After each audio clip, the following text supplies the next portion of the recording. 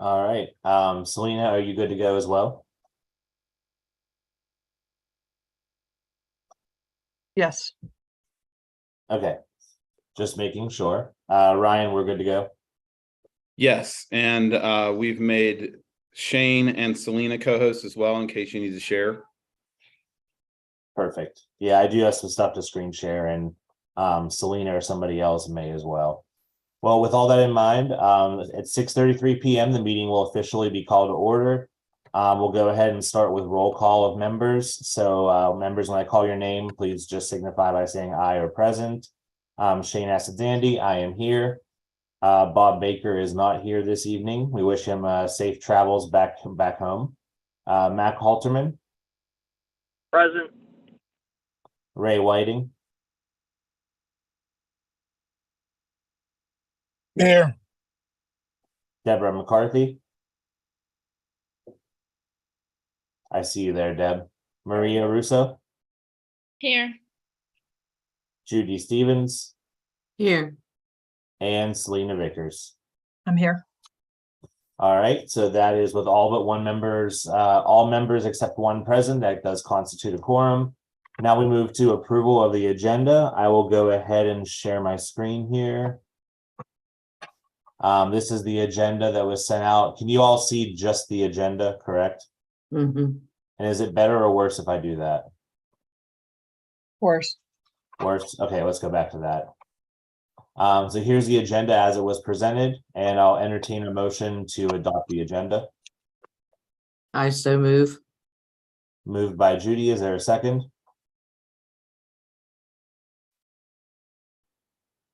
I second it. Second by Maria. Discussion on the agenda or any proposed changes?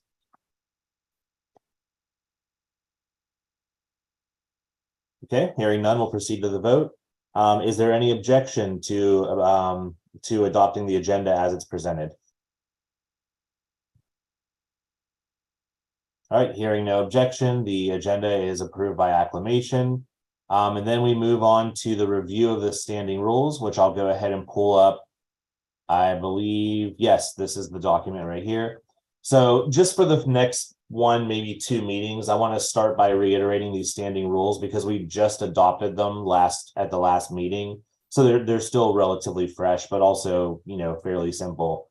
During public virtual meetings, which are live streamed to the West Virginia Democratic Party's YouTube channel, the chat function in this meeting should only be used to share written motions or links to content in discussions that are going to be shared with the public by the chair. The second one, raise hands and be called on during discussion of motions. Whereas with designated open discussion, it's a little less informal. We don't need to do hand raising. And then number 4, issues relating to a member's technical connectivity are not a founded basis for a point of order or overturning a vote of the committee. Virtual meetings can be a little spotty. We'll make the best of it as we always do. But those are our standing rules. Moving back to the agenda here, we have the minutes and notes from our meeting on February 24th, which is, that's not it. This is it. So there's the attendance, roll call minutes, the secretary election, what we discussed, the process, etc. Let me go ahead and entertain a motion to approve the minutes as they are presented.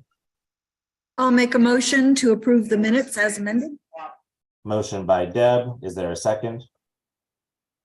I'll second. Second by Judy. And discussion on the minutes or any changes? I have some if no one else does. Okay, go ahead, Matt. The link to the meeting, is it hyperlinked and is that link written out? I'm on phone, so I can't see. Yes, the hyperlink is written out and it is clickable as well. It takes you to the YouTube page with a video. All right, that's all I needed to know. I'm in approval. All right, thank you, Mac. Further discussion? All right, hearing no discussion, I'll ask if there is any objection to approving the prior minutes as they're presented here. And then hearing no objection, we'll go ahead and just adopt those minutes as a part of our official record. And we are moving right along here. All right, so now that the foundational stuff is out of the way here, we can move on to the business of the meeting itself. I will note for sake of time that it's 6:38, so we started at a pretty decent time today. We've entertained the idea of going up to 2 hours in past meetings, but our goal is definitely to adjourn within an hour and a half, if at all possible. So I'll be, especially as we get closer to 8 o'clock, I'm going to be a little more pushy on time, but if we need to go past 8 o'clock to get done what we need to get done, we absolutely will, because this is, what we're working on right now is time sensitive, since it could be up for approval as soon as April. So let's start with the proposed bylaw amendments that were discussed on the 24th, which is, that's the consideration list. Selena, is this the right document for that section? Yes. Okay. So to be honest, I really didn't work on this, so I don't think I'm the best person to speak to it. But Selena and Mac, you two were primarily, plus Bob, but he's not here. You were primarily the ones working with this. So do you want to go ahead and introduce it? Who were you speaking to, me or Mac? Either one, whoever wants to go. Okay. I just know it's not me. Okay, Mac, do you want to do it, or you want me to? I would prefer you to do it. I'm waiting on a crash to clear so I can get in front of a computer. That's why I had to call in. Okay. All right, Shane, could you make it just a little bit bigger, please? Do you want me to zoom in on just the red section? No, just make the whole thing like up where it says 100%. Just make it Right, like right. 125 or something. Yeah, 125 might be, and I'll just try to. Just scooch it over a little bit. Yeah, there you go. Yeah. That's perfect. Okay, so now I want to be very clear that this was the draft. I guess we're going to call ourselves the drafting subcommittee or whatever, the drafting group. Mac and Bob Baker and myself. This is our first attempt at this, and we're still working out, I think, the kinks. And because of people's work schedules and stuff, we did not 100% finalize and agree on this. So there may be some, amendments, even from some of us on this. But we knew that we were agreeable that we wanted attendance policy and to address proxies. We discussed, having missed, if you miss so many consecutive meetings or a total of a certain number of meetings. At some point, we did discuss these numbers.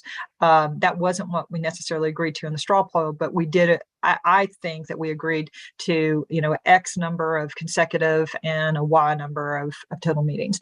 But to get us started in today, I went ahead and inserted 3 and 5 that could be completely up for debate and amendment. But that's just what we have in here right now, and that would be the minimum level of attendance for a state executive committee member. Okay.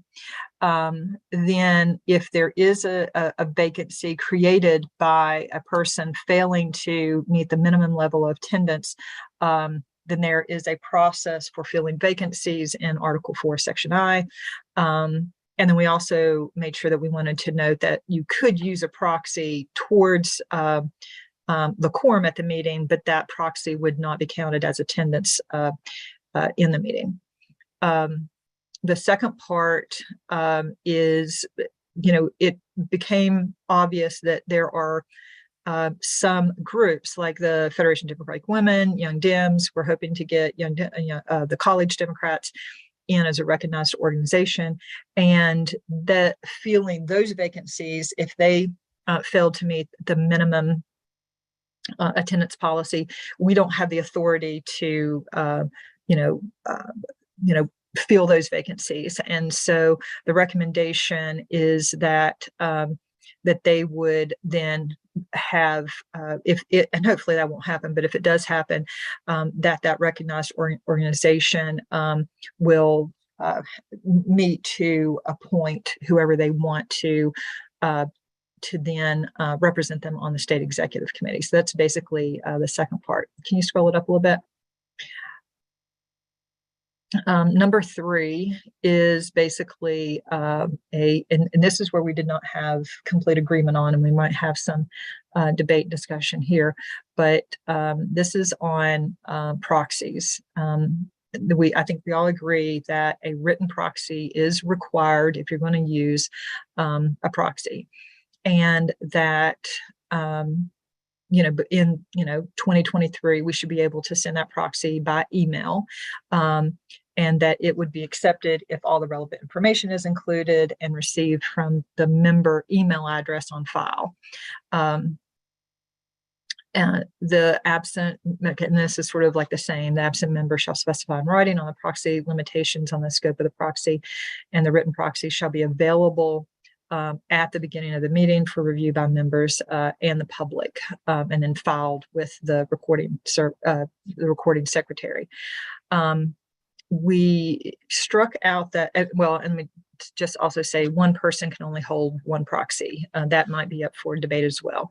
But the part about secret ballots, we're not in any way saying that you can do secret ballots. That is that part that is struck out is it's required. It's required in the national charter that there are basically no secret ballots in the Democratic Party.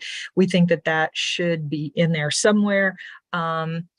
Probably under a new article that will be called like general provisions that would apply to everybody. So just because that's struck out there doesn't mean that we're endorsing secret ballots at all. Now, this next part is about the attendance policy. Now, we're in Article 4 right now. Article 4 is specific to the State Executive Committee.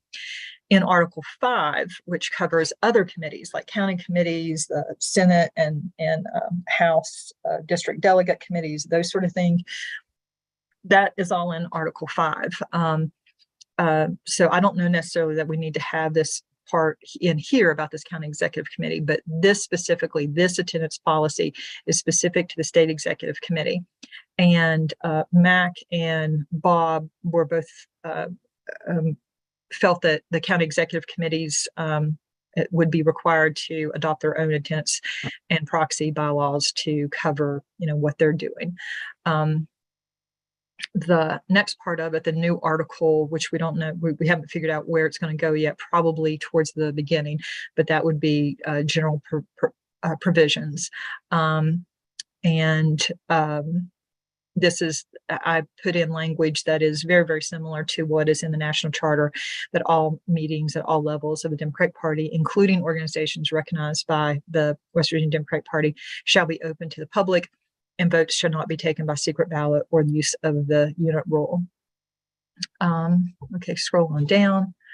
And there is a section in Article 2 about participation. And we just added on here, and that, here are the people that are allowed to participate in a meeting. And that's not, I want to be very clear, participation doesn't mean attendance. Like anybody, a Republican, an independent, a person from outside the state can attend a meeting. Participation means, what we're doing right now, our discussion, our debate, that sort of thing. So no participant, there are those very specific things about participation. And then it was added, unless acting as a proxy for an elected member, in which case they must be a registered Democrat in the state of West Virginia. And then I added or invited by the committee, because sometimes there might be an expert on subject matter that we might want to have in. I know that at one point, the Affirmative Action Committee asked a registered parliamentarian to come in and made him the presiding officer just for one meeting, because it was there were some issues going on. And then later somebody brought it up. Oh, well, they're not allowed to participate because they're not a Democrat in West Virginia. So, but there are sometimes I think that it would be appropriate for somebody who doesn't necessarily meet that requirement to be invited, but I think they should be invited by the committee. So those are the that's where we're at. And I'm sure myself or Mac would take any questions, or I'll just put this back to you, Shane. So for the sake of proper procedure, I think what we should do is entertain a motion to adopt the language here as it's presented. Get a second on that motion, and that'll open up for discussion, which would be questions, or it would be making amendments to the wording, like sort of a strike and insert through the process of this meeting. So let me first entertain, unless Mac or Nikki, do you agree with that assessment? It's coming from a subcommittee, so it is assumed to be a motion out of committee with a second. You actually don't need a motion. Okay, so we're discussing it, although we have to vote on it at some point, but I guess we're on discussion, and then we can move to adopt at a later time then. The assumption is the motion is to adopt the language out of committee, yeah. Got it. Okay. Well, then in that case, let's just go right to discussion. Judy, your hand was up first. Yeah, I have a bit of a problem with the attendance and proxy policy shall be applicable, except for the state executive committee. County executive committees are required to adopt their own attendance and proxy bylaws. That there are 55 counties, and I think that this opens up a can of worms that's just unnecessary. I think that we should just go ahead and strike that and adopt whatever we decide to agree on as far as the state attendance policy goes, because you're going to have 55 different attendance policies if you try to leave it to the counties. And some counties don't have their own bylaws and this kind of thing. I'm not in favor of it.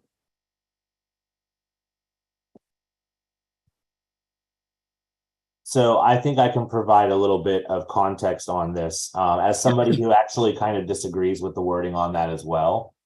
I believe the intention here is to provide some sort of structure for county committees, because previously in the bylaws, right, there was nothing, no structure given to the county committees at all. There was no attendance policy or anything like that. You just had the county committees kind of loosely following the state party bylaws, which don't always apply, because for one thing, the state party has like 16 officers and most county committees have like 4. So I think that's what the intent of that provision is. But I agree that I don't like that wording. I think there needs to be some structure given to county committees somewhere in the bylaws. But for the purposes of number 4, I would probably argue for like striking that whole sentence.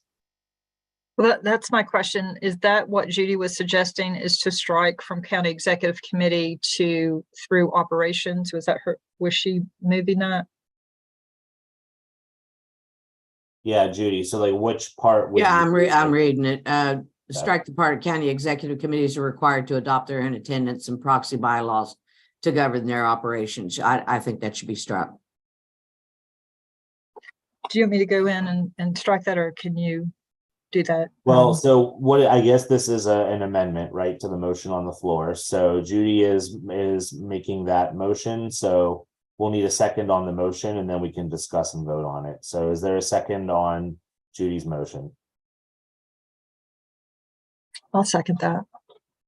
All right, Selena seconds. So discussion on the I guess if it's strike and insert, this would be a strike. Yeah, last meeting I had mentioned that we might want to create a separate situation of county bylaws, just to give a little bit of direction for the counties, but basically base those on what the state bylaws are, just to make them applicable to the counties, because like you say, we don't have a chair and 3 vices and 3 secretaries and all these other officers. There's one, and that's it. So I had already mentioned that we should create something to give a little bit of guidance to the counties, and that's why I feel that this is unnecessary. Selena, I see your hand up. Yeah, I think that we're going to get to Article 5 at some point, and I think that we can revisit this. And if we need to put this in, and I'm just so you know, I'm for a minimum county requirement. And I think that we can have more discussion of, well, you know, do counties, can they come up with their own? And I think we probably need to have some flexibility, because some counties are only required to meet quarterly, but many of them meet monthly. And so I think we should have some discussion and debate, but I support this strike here. And I think that we can revisit this when we get to Article 5 and talk specifically about the county committees. Other discussion?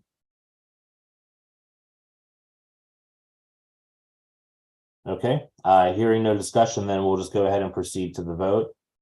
There's 8 of us, so for sake of clarity, I think I can go ahead and ask for a roll call vote. Nikki, do I have the authority as presiding officer to just make it a roll call vote? Yeah. Yes. Okay, I thought so, just wanted to make sure. Let me just go based on the squares on my screen here. Selena, Yes. Judy, Yes. Mac, Nay. Deb, Yes. Maria, Yes. Ray, Yes. and I will vote yes as well. So I believe that is 7-1, so the motion will carry. So we can go ahead and strike that. I believe I can actually do it. Yep. Okay, so that is struck from the insert there. Okay, and Shane, just for clarify, it's 6-1 because we don't have oh, we don't have Bob. right, 6-1. Sorry, thank you. Okay, other discussion on the language presented here. We should decide. I'm not raising my hand, I'm sorry.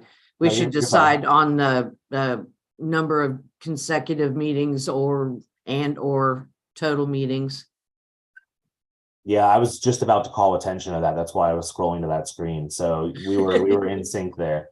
Yeah. Yeah, how do we feel about the 3 consecutive or 5 total meetings? Did we want to raise that, lower that? Go ahead, Judy. I've gotta be a pain in the butt. I agree with the 3 consecutive. I question the 5 total in 4 years, because there could be extenuating circumstances like illness in a family, one's own illness, any number of things that could make it impossible for them to attend, 5 meetings in 4 years for whatever comes up. Maybe if they do miss 5, give them an opportunity to go before the appeals board, if instead of just being summarily booted out, if they are having, personal issues, or there's a circumstance that, makes it impossible, is a suggestion. I think they have that right based on the existence of the Board of Appeals. Selena, I saw your hand raised. Is that correct? Yeah, that's sort of what I was thinking, is that I think that when we get to the Board of Appeals section, we should probably look at that. But yes, I think that based on what I know, that they already have that right.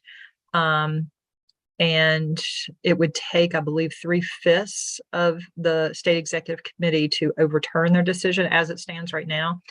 But yeah, I think I think they already have that. Does that alleviate your concern, Judy, that they would have that right to do that? Yeah, I'm fine with the numbers. Other discussion on those, the numbers, the 3 consecutive or 5 total? If no one has their hand raised, Go ahead, Mac. I'm fine with the 3 consecutive. Mine is the total. I think it should be lower or more well-defined. Right now, the requirement is we meet twice a year. That's just not, 5 is way too many. I do like Maria's idea of maybe inserting a percentage here, and say 25% of meetings. If they miss 25% of meetings, then that's a trigger over the entire term. So that would be my push for a suggestion, is make it 3 total and then push for a 25% or 30% number in the Y insert. So, Mac, I'm gonna raise, I think, I don't want to say an objection because I like where you're going with this, but that's not going to work because a percentage has to be applied whenever you look at the total attendance over the 4 years. But like if you went to your first meeting and you missed your second one, that's already 50% attendance. But maybe you missed one meeting, your first meeting, and you never miss another meeting again. I don't know if, I think you have the issue of for the first couple times the attendance is tracked, it's a very small sample size. And it would make it like, it wouldn't reflect like the person's full attendance record, you know? Yeah. and Well, by that, Go ahead. Mac first. by that, I mean, you would take the 25% out of however many expected meetings there are in a term. So if we raise the number of meetings in a term to say 16 meetings, then they could miss 4. That's how I was saying, take it out of the term. Oh, okay. Yeah. So not like a running total, but sort of a term total. Yeah. Got it. Okay. Yeah, but we meet 4 times a year, 2 in person and 2 via Zoom, not just 2. We meet quarterly. Well, I think that's one of the questions though, is because right now that's not codified in the bylaws. The bylaws as they read say 2 times a year. Now we, Yeah. the current. It says 4. It says does? 2 in person and 2 phone or something. Oh, I'm sorry. Maybe I was thinking of the old version then. I'm sorry. There have been so many iterations, it's easy to get confused. Yeah. Maybe. Okay, so Yeah. then so it would be, so I guess Mac, if you're proposing a 25% limit, then I think that would translate to a 4 total meetings instead of 5.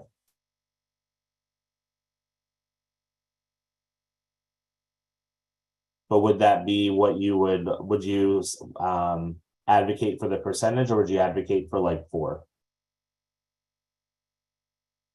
I think the percentage is better, especially if we're going to talk about changing the required number of meetings. I think the percentage holds better.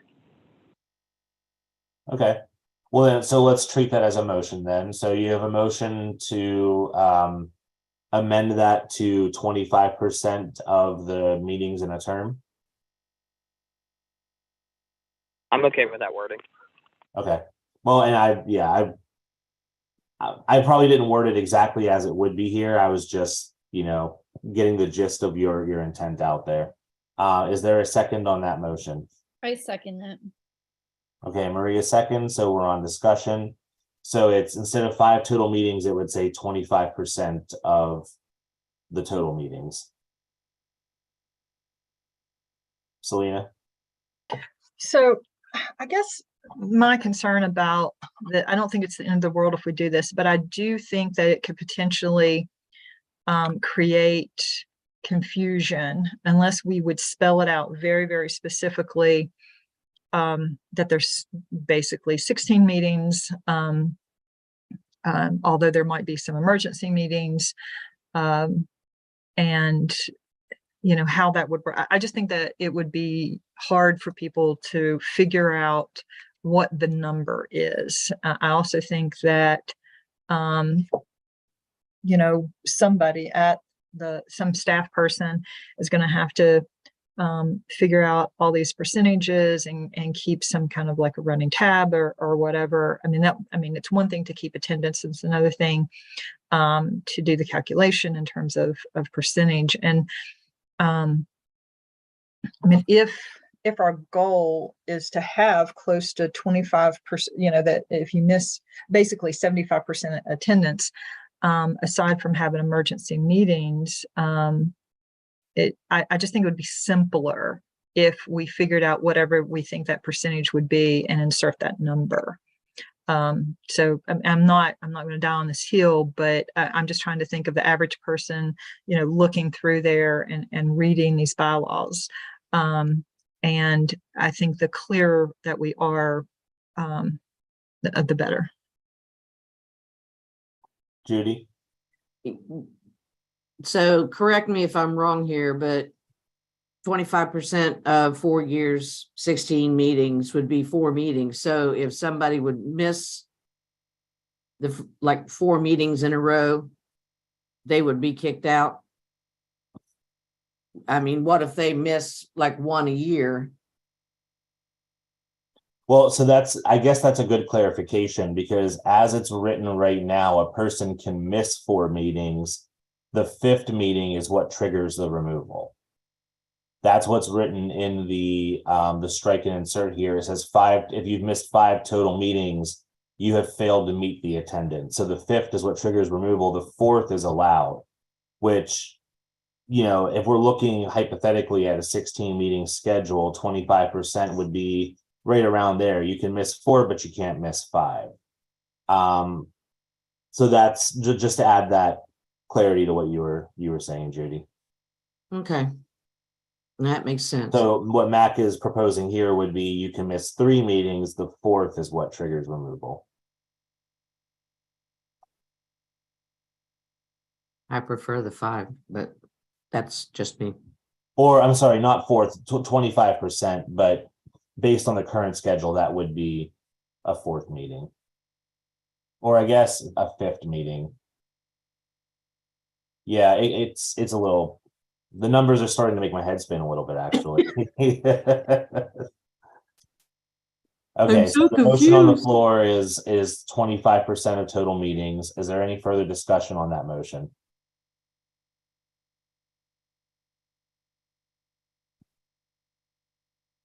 Okay, hearing no discussion, we'll proceed to the vote, and I'm just going in the order of the squares on my screen, which happen to be changing every time somebody talks. So let me start with you, Judy. Nay. Maria, Yes. Selena, No. Mac, Aye. Deb, Oh, nay, I think. Ray, No. and then I will vote last. I'll say no. So that is, I believe, 5-2. If Selena, if I recorded that correctly. That's correct. Okay. So right now, so we go back to the previous wording of 3 consecutive meetings or 5 total meetings. Is there any further discussion? I mean, obviously on this whole thing, but specifically on these numbers here.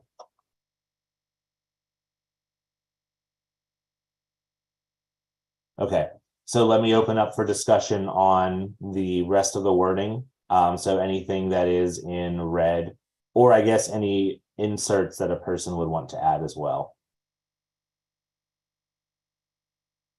Can I just clarify something Sure. about a process question? Okay, awesome. So I know Selena spoke earlier to a part that they hadn't completely agreed upon in person. So, I mean, sorry, just across the board. I don't know why I said in person. Sorry, I'm really No, it's tired okay. right now. But I mean, I know, understandable. Yeah, I'm like, oh my God. My question is, and maybe we've already talked about this, but is this a running document? So is our drafting constantly something? I know we may move to approve these changes thus far, but is this something that, let's say there's a section we don't agree on, are we agreeing to come back to any sections later? Or what does that look like, especially on stuff that the drafting group has not agreed on yet? So I think that's probably what this discussion is for here, is the time to bring up Because a member can move to strike something, a member can move to insert something. Right now, we're just discussing on adopting this as is, basically as if it were a bill, right? And that right now we're in the process of making amendments to add or remove wording. I think the ultimate approval comes at the end of that discussion when we vote on this up or down. And then at that point, the majority rules, even if there is dissension among the bylaws committee. So that's how I envision the process. Does that Okay. make sense? That makes sense. So could someone, what were the numbers of meetings the only part the drafting group could not agree on, or could someone else speak to if there were other sections that we should be focusing on most if there's not, unanimous agreement? I think that, That's a good question. yeah, it was the proxy situation. And I think Max should speak to this. And we talked about it some last time about having a very, very directed proxy, be it requiring directed proxy, as opposed to having that, you could give a carte blanche or a directed proxy. So we didn't agree 100% on that. And I have a question about the proxy. You said that it could be given via email. The proxy forms that I have require a witness. Would that still hold true if we emailed the proxy to the secretary? Can I speak to that, Shane? Go ahead. So I've seen that form that requires a witness in the past, but there's nothing that I've ever seen in the bylaws that requires that. Okay. So I don't know how that got in there. And I mean, I don't know why. Yeah. Anyway, if people are okay not having that, I mean, if people want that, we can add that in there. But as of right now, it's just a written proxy. It can be a form, or it could be just a written email or something written on paper, as long as it has the accurate information on it. I think if it's very clear that Judy Stevens wants to appoint somebody as their proxy and has included the correct information, I think that should be accepted regardless of what form it's in, as long as it can be printed by the secretary at a meeting, and that those are available for view by the public and the other members. So would they still require a signature? I don't think that they would. I think that an email from that, like if we know that your email is Judy Stevens at Gmail, and that's what we've always used, and we get an email from Judy Stevens saying, from that email saying, I want to appoint Shane as my proxy. I think that should be accepted. Okay. Now, if it I'm comes trying from to be somebody nitpicky. else, yeah, what I'm not as thrilled about is somebody, like me sending an email saying Judy told me that she wants, me to be her proxy. I don't think we should accept that. But if it comes from your known email address, I think it should. Personally, I think it should not require a signature. And I think the fix around that too, because the intent of a witness is to prevent forgery, right? I think the procedural fix as an institution is just for all proxies, the party secretary just verify, like, hey, Judy, did you mean to give Shane a proxy? Like, just to make sure that nobody was lying. And I just want to mention Mac, I think, got booted off or dropped, and then he's back on, so he might want to comment on this.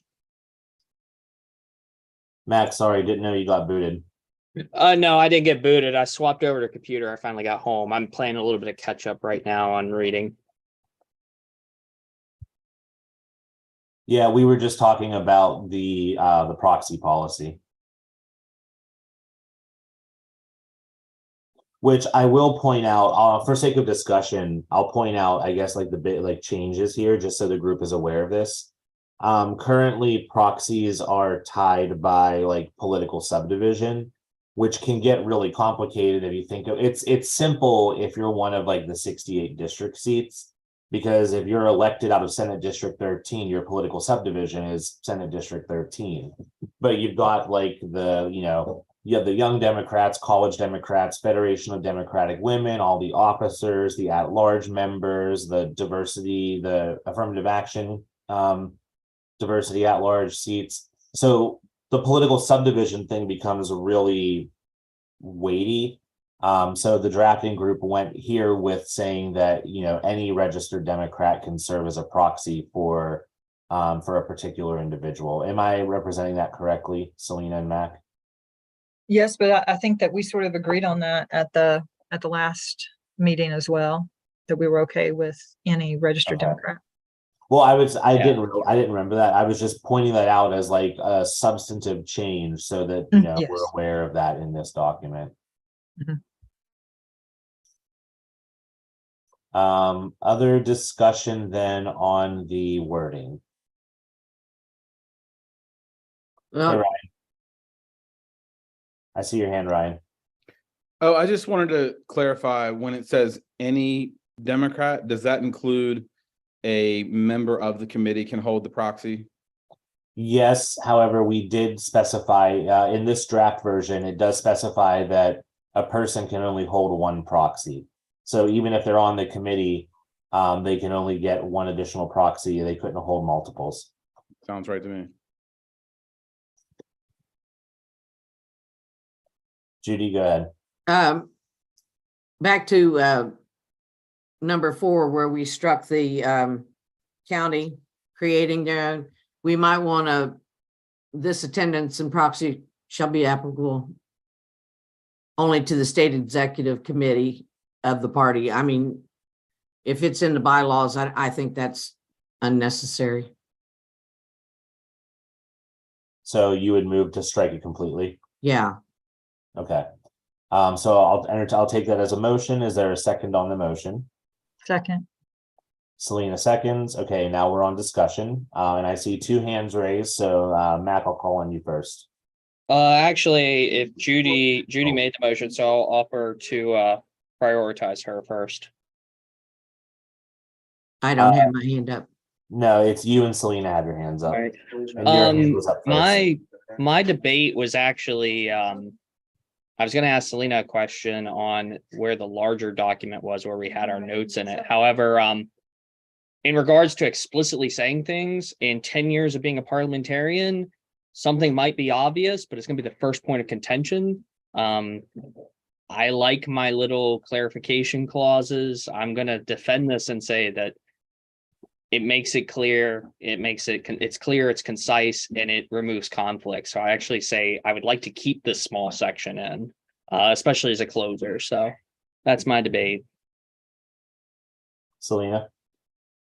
Well, I was, after I read this paragraph, after we took out the county thing, I was thinking the same thing, that it was redundant because Article 4, which is this article, is specific to the state executive committee. Now, I think what can be a little confusing is Article 5 says that the county committees and the other district committees are basically supposed to use Article 4.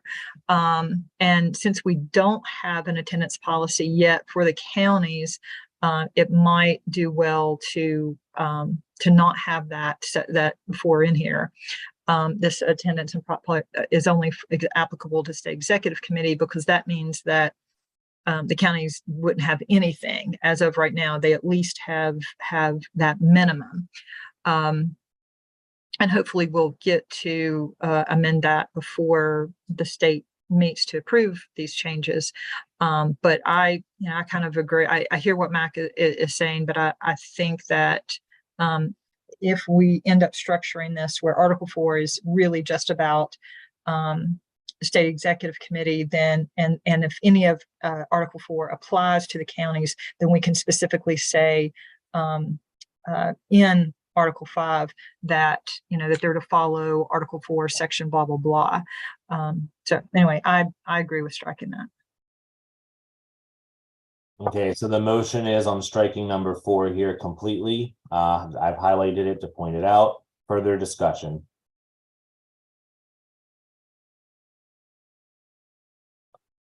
Okay, seeing no discussion, we'll proceed to the vote. And Judy, Yes. Selena, Yes.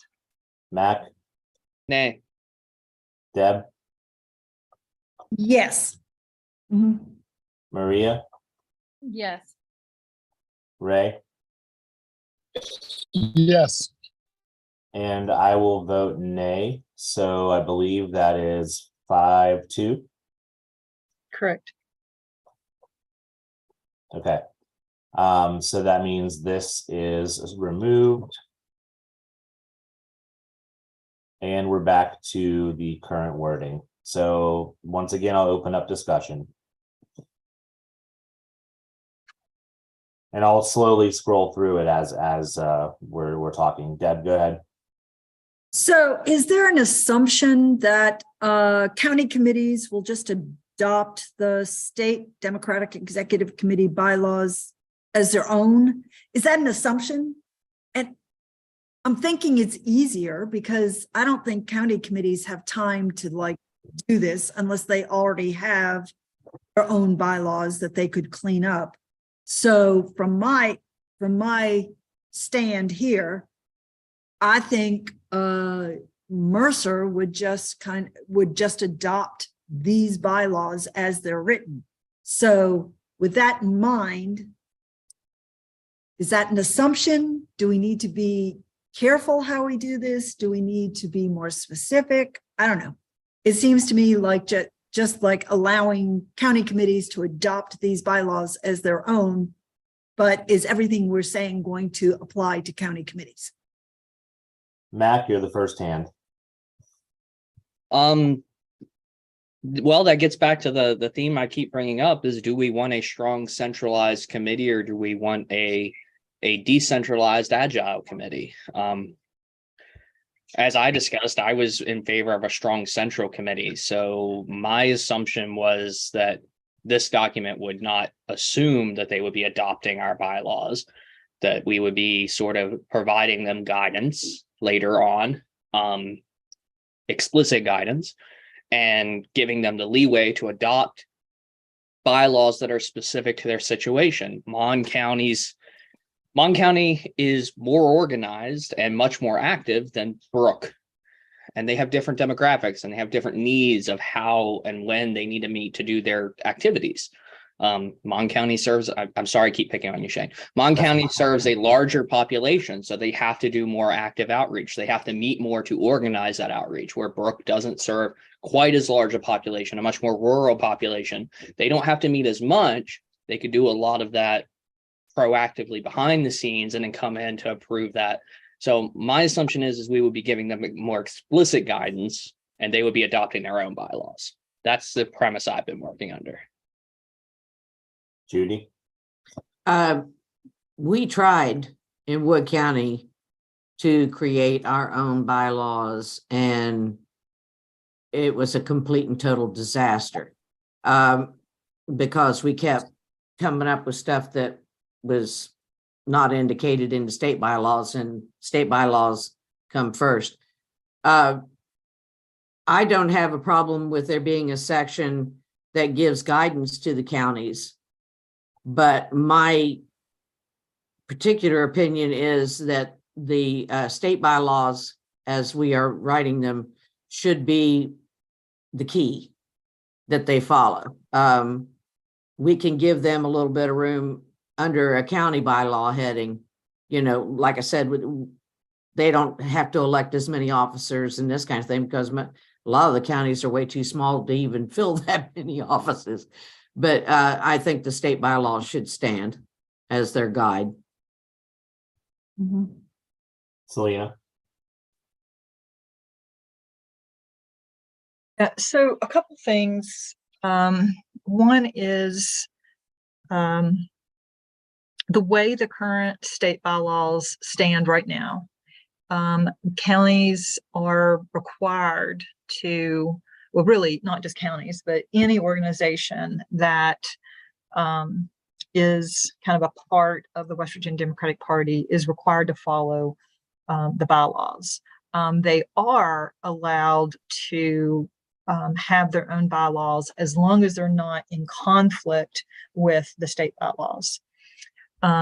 The other thing, and that's sort of, just so you know, that's sort of how the DNC, works as well. Like states can have their own bylaws. They just can't, you can't be in conflict with the national charter and bylaws. That doesn't mean we have to follow everything like quorum requirements and things like that, but big key issues and wording that is very specific, that says all Democratic Party committees must be equally divided or whatever. There are no secret ballot, votes in Democratic Party. Things like that we have to follow. The other thing that we should know about is state code requires that executive committees follow party rules. So certainly we have the ability to change those party rules, but whatever the party rules are, everybody is required to, from the state code, required to follow those.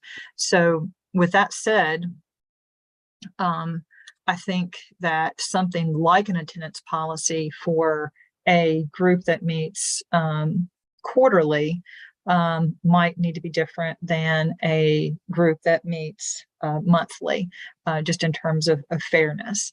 And maybe we can put it that way rather than saying county or caucus or whatever. But the bottom line, and to answer Deb's question, is as of right now, unless we change anything, the county parties are required to follow these rules. And I'll speak here as a county chair, and also, with the County Chairs Association, which Judy, you've been a county chair, Deb, you're vice chair currently. So, a lot of us have gone through this. But I think that I would advocate for a section somewhere in the bylaws that provides some like basic level guidance to county committees. Like if your county committee is meeting monthly, then members who miss blank Maria's in the waiting room. Selena, did you get it, Maria? Yes. Okay. Maria, are you back? Yeah, sorry, I got booted out for a second. I don't know why. That's okay. But I would like to see that listed somewhere in there, maybe in a different section. But I also don't think that counties should like just adopt these bylaws as they're written, because this, like the state party as it is right now has like 16 officers, but a typical county committee has 12 members. So they don't adopt it as is, they just kind of follow the spirit of it.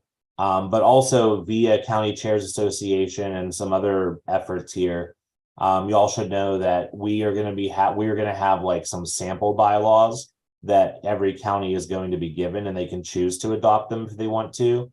And that's going to be up to each individual county to do, but those bylaws won't conflict with what we're doing right here.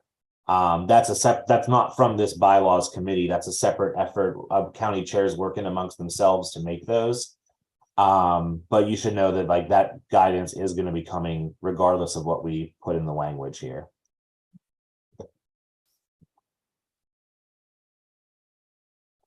Other discussion on these amendments?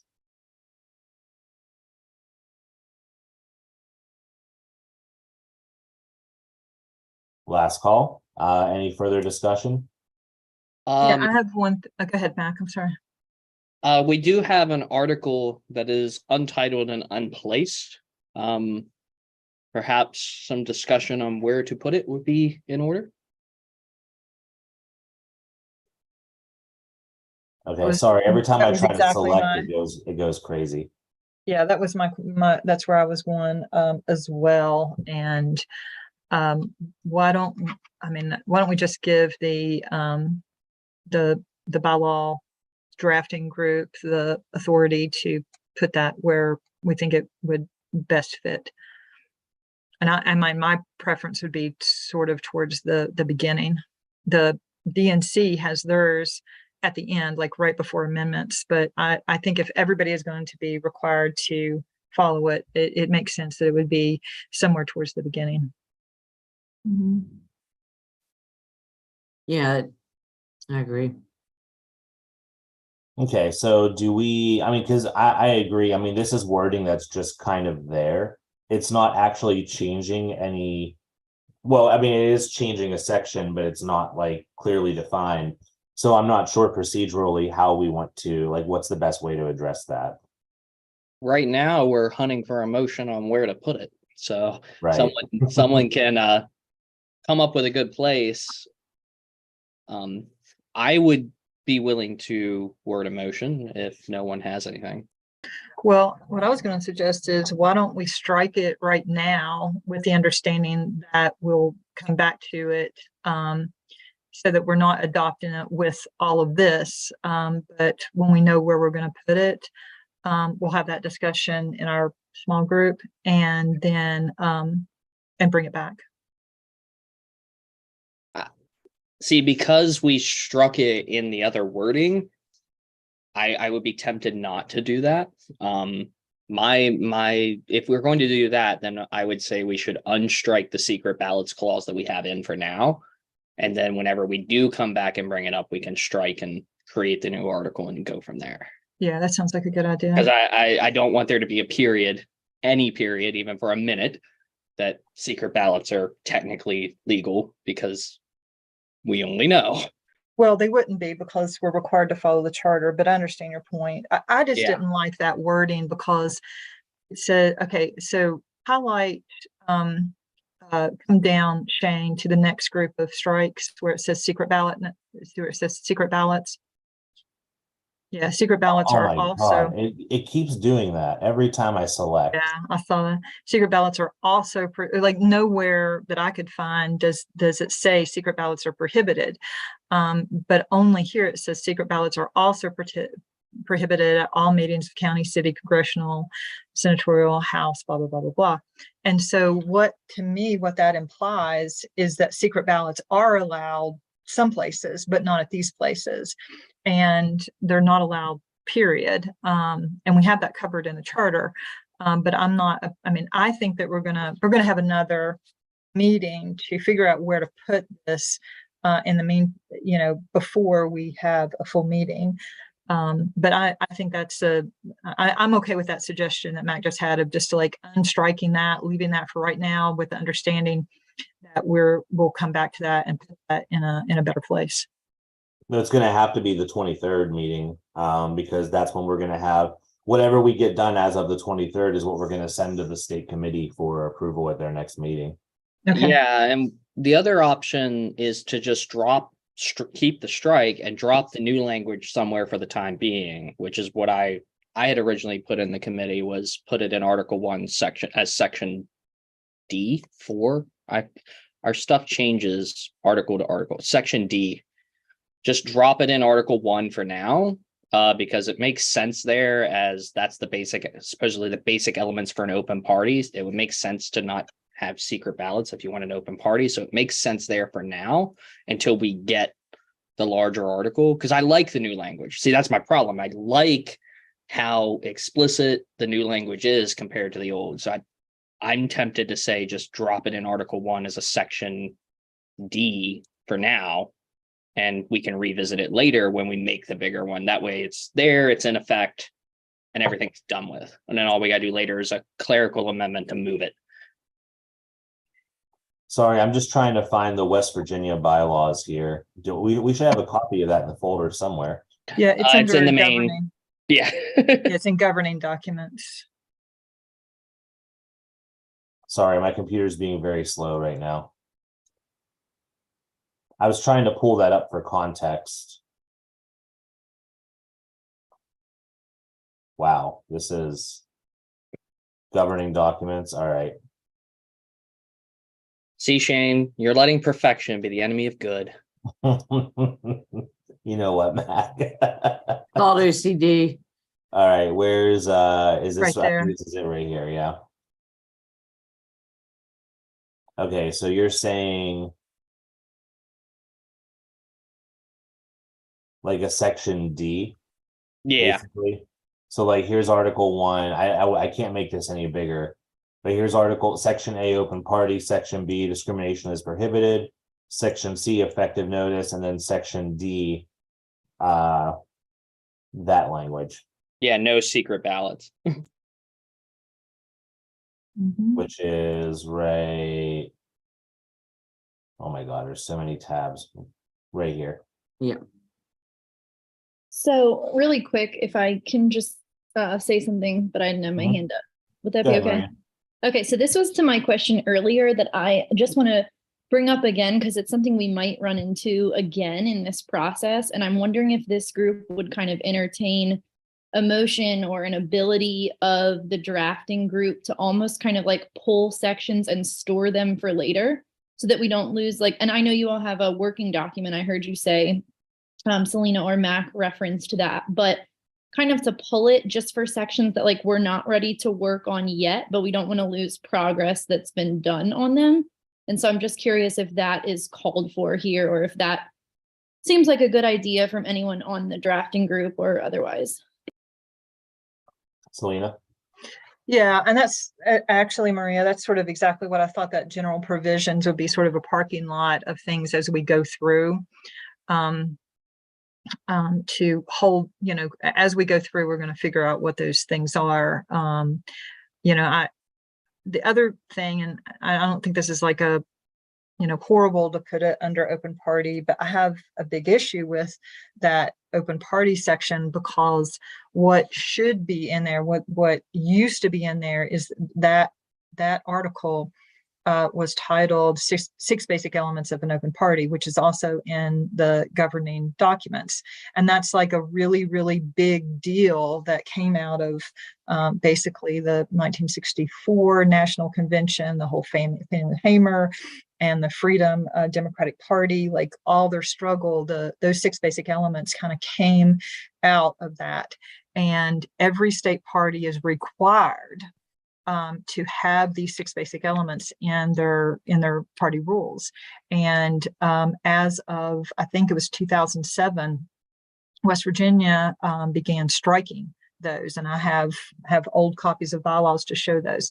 So, it's not the end of the world, but that section should, I think, be reserved for the six basic elements to go back in there.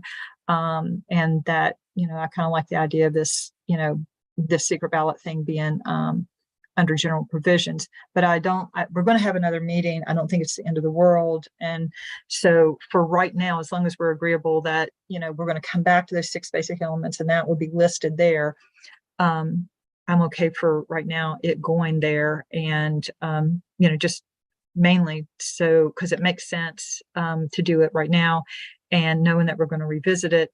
And then we can move on to, we're going to hopefully approve this report and then move on to, discussing other things. So here's what I would like to interject and request here, and as a possible resolution, because we also have to discuss other items tonight that we're going to have the drafting group work in for their work for the meeting on the 23rd.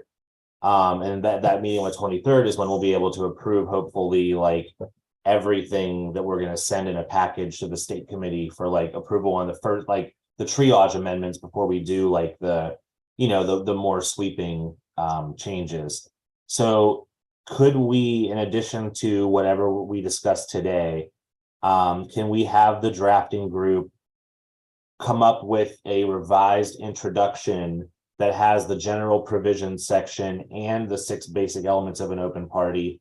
Because it sounds like that is basically a copy paste. It's going to be the six basic elements come from the DNC charter, and then the general provisions section is going to be a rehash of those first three things that are already in the bylaws. And then this fourth section where it explicitly talks about how there are no secret ballots. I think that would be pretty reasonable to do and to present that for the 23rd.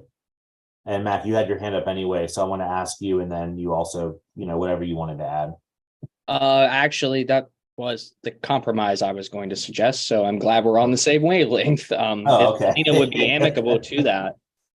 I would like the committee to give the sub-drafting committee the approval to go ahead and write in. Actually, I move that the bylaws committee give the subcommittee the approval to begin working on a general provisions, basic elements of the party, openness in the party, and the introduction section of the bylaws to introduce language at the next meeting.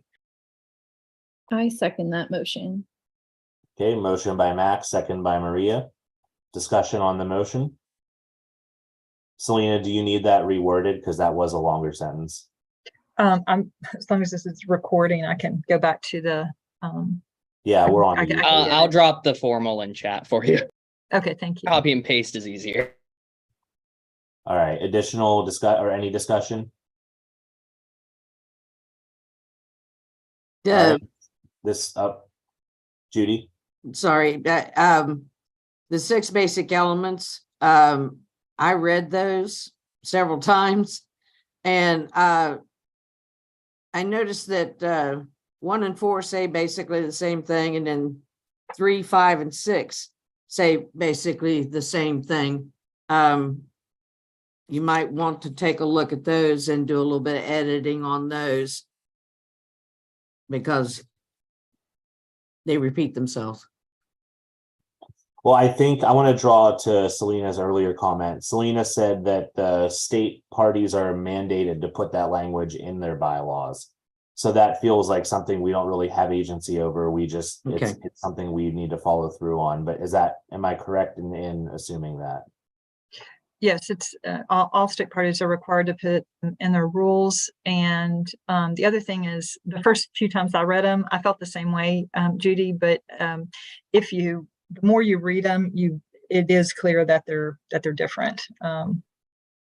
There might be some slight difference in it, but they are different. Matt? Can I ask Selena, and I don't know if you know the answer to this, but given that it was passed so long ago, when the original motion was passed, the state committees had to have that section in. Were they limited to just those 6, or could they expand upon it? They were passed in January of 1968, and I'd love to have the transcript of that meeting, but I don't. So I don't know the answer to that. I think that you could, my gut feeling is you can add to that as long as you have those 6 in there.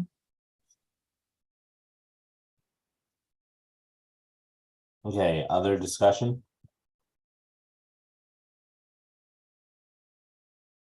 Okay, this feels like it's going to be an easier vote. So all in favor of the motion, please signify by saying aye or raising your hand on the Zoom screen. Aye. Hi. Any nays? Okay, hearing none, it looks like the motion passes. So, yep, so drafting committee, you're gonna be busy. But that's okay. That one feels like it's a little more paint by numbers, I guess, on that one. Okay, so this is gonna go for this. Oh, come on. Why do I keep doing that? For the sake of conversation, I think it's easy to say that this, I tell you what, I don't know. I'm gonna just start highlighting from top down. Let's do this. There we go. I think it's safe to just treat this as to be continued, and we're really kind of voting on here up, because this is going to be more clearly defined at our next meeting for us to vote on the 23rd. I do believe the Article 2 section should be voted on tonight, because it is a clarification pertaining to the proxies as well. If you don't change that wording in the proxies, then we end up with creating a conflict from where we changed the districts earlier. So the Article 2 thing is just a cleanup to make sure that the entirety of the bylaws is in line with what the committee wanted to do. So that should be included in tonight's vote, in my opinion. Well, let me clarify the process as I was interpreting it here. I think the motion as it is on the floor right now is for everything here from this A in attendance to the E in committee here. I think it's the whole document. Well, it could be the whole document as well, because we just gave permission to create the general provisions, so it doesn't have to TBH it. Right. So, or TBA it. So I think that's fine. My bad. No, that's okay. Additional discussion? Yeah, I just have one thing. Mac, I can't cut and paste, so could you email me that whenever you have a chance? You'll have it within the next minute and a half. Thank you. Okay, so it sounds like discussion's over. Let me go ahead and proceed to the vote. And I'm going to make it a roll call vote because I think the clarity is important here. So let me start with Judy, I accept them. Selena, Yes. Matt, Aye. Maria, Yes. Deb, Yes, Ray, Yes. and I will also vote in the affirmative. So that's 7-0. Okay. Well, then, so that'll be the first part of our revised package that goes to the state committee. Let me pivot back here to the agenda. So this is discussion that we were trying to get into the last meeting and we just didn't have enough time. Thankfully, today we have some time and this will round off basically, I think, the rest of the meeting. So discussion of issues identified as time sensitive. So this is continuing our discussion of these, for lack of a better term, the triage amendments, the stuff we're trying to do to the current bylaws. We have equal division and gender equity, we have subcommittees, and we have effective notice. And I believe that is chronicled on here. And I'm going to make this, is this still, are you seeing the bylaws consideration list on the screen? Mhm. Okay. Let me see what I can do to make this a little bit bigger.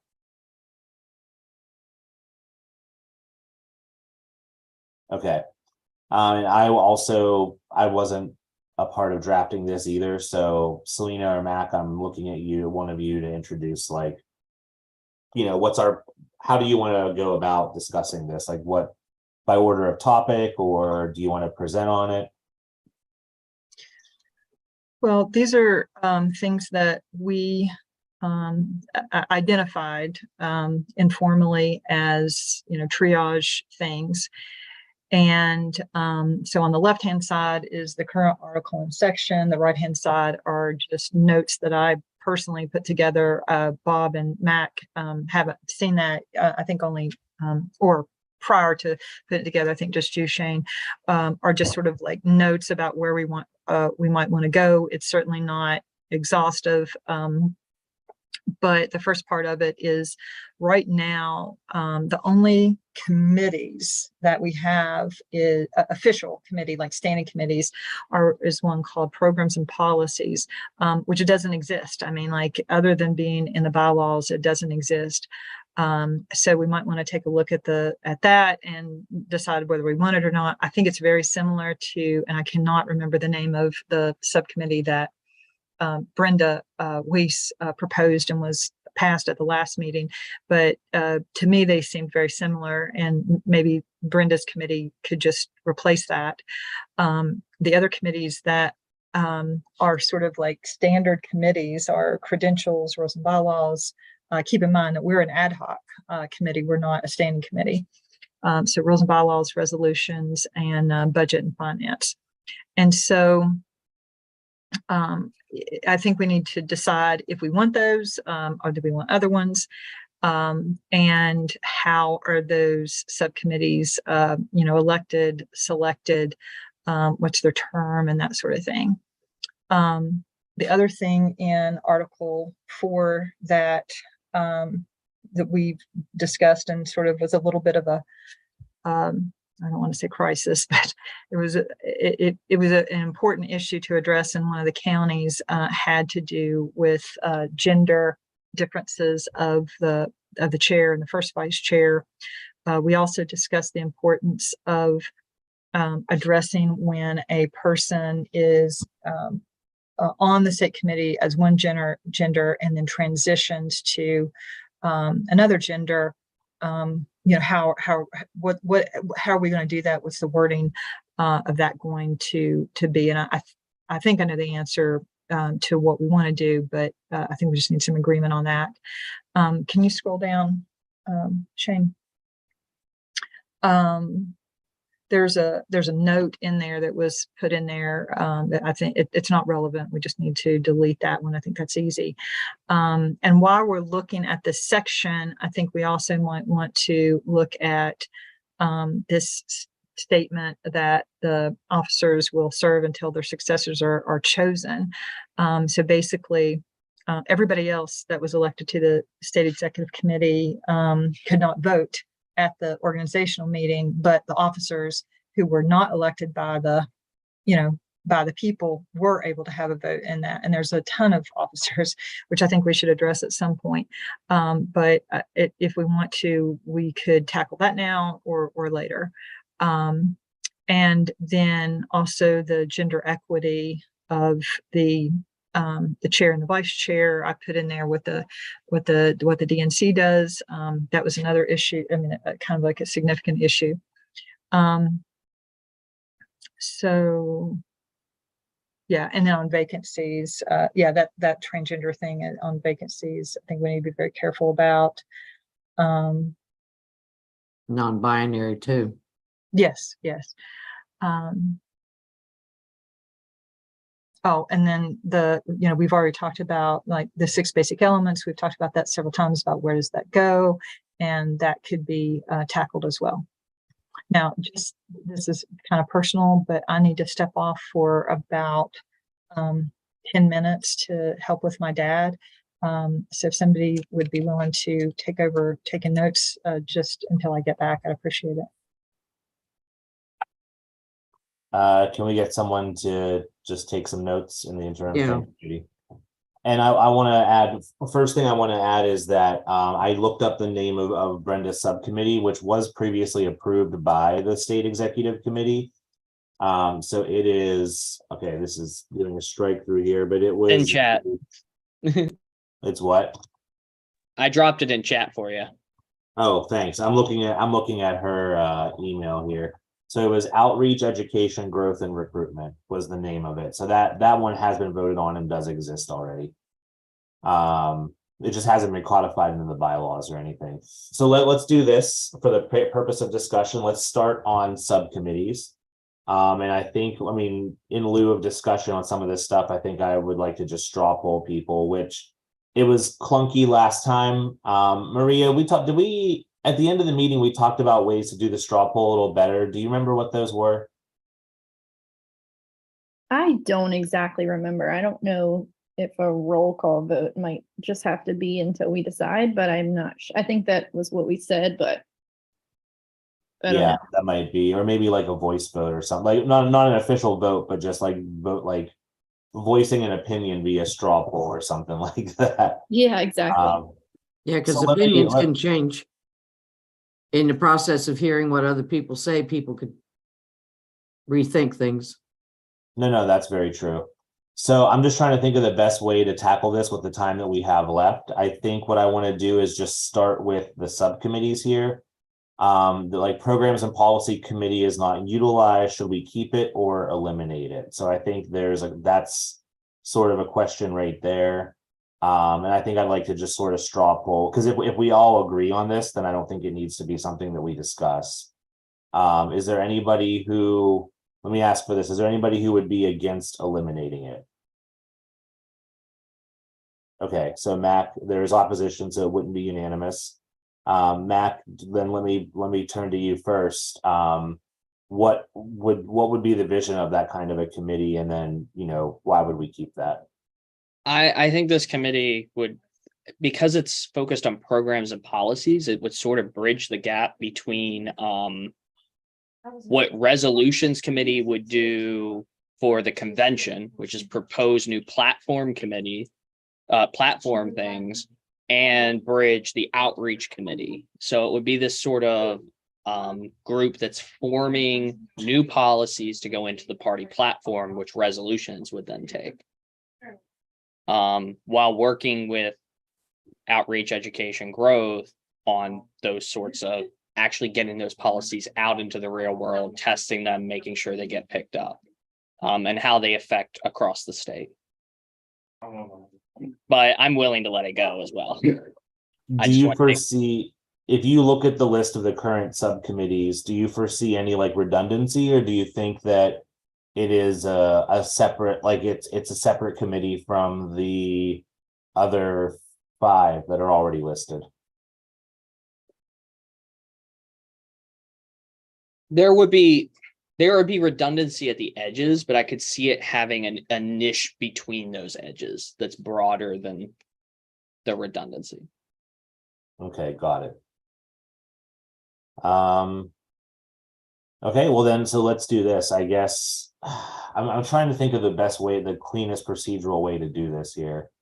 I guess I could just entertain a motion. Entertain a motion to either keep or eliminate. We vote on that, and then that just becomes part of the wording. I'm fine with that. Okay, Matt, do you want to make a motion to keep it? I move that the subcommittee, I move that the bylaws committee grant the subcommittee approval to work on language related to the policy programs and policies committee. Okay. Is there a second on that? If no one else wants it, don't second it and let it die.